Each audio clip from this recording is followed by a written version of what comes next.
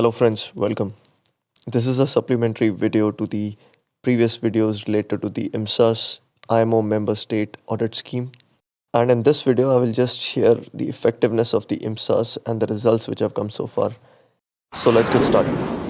And if I tell you the abstract in just few lines, it is that 5 major areas related to implementation, national legislation, enforcement strategy, and delegation of authority have been identified. And the root cause for the same was lack of national provisions, policies and procedures, awareness, understanding, or interpretation of the requirement, insufficient human and financial resources, and lack of technical capabilities. Let's go into the details now. In the Code 3, there are 4 parts, as you know. So there is flag state, there is port state, coastal state, and the first part is common areas. And it is found on analysis from 18 audits that 43% of the findings are in the area of the flag state responsibility, followed by the common area, which is highest, is 31%, and then port state and coastal state is only 14% and 12%. Although until 2018, total number of unaudited members was still 90%. And if you have seen my first video on the contents of the III Code, you know that part 1 was divided into strategy, general, initial action, communication of information, records, and improvement.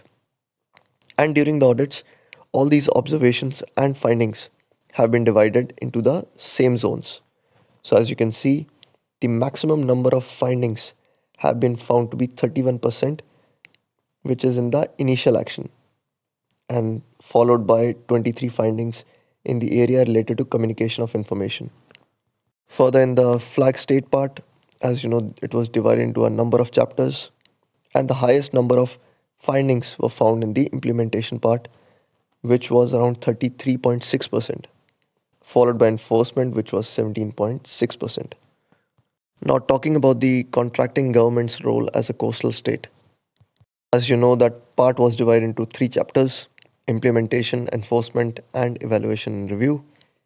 And it was found that the most recurrent finding was 15% findings which were corresponding to the implementation, and 32.4% which is related to the enforcement. And these two are the highest areas in case of the coastal state.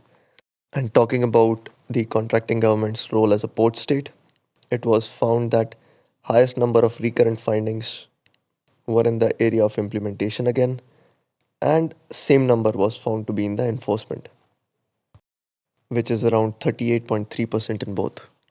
And before I end this video, I would like you to know that as per the III Code, there is something called a finding and an observation when audit is taking place. Finding is defined as a situation where objective evidence indicates the non-compliance with the mandatory requirement contained in an IMO instrument or in the audit standard. And observation is a statement of fact substantiated by objective evidence relating to a non-mandatory provision of the audit standard. So basically, finding is a serious issue which is notified. Observation is just something you can improve on.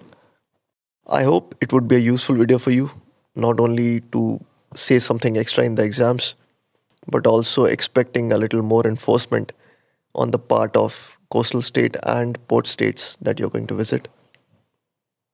If you have any feedback, suggestion, or comment, then please do write down below.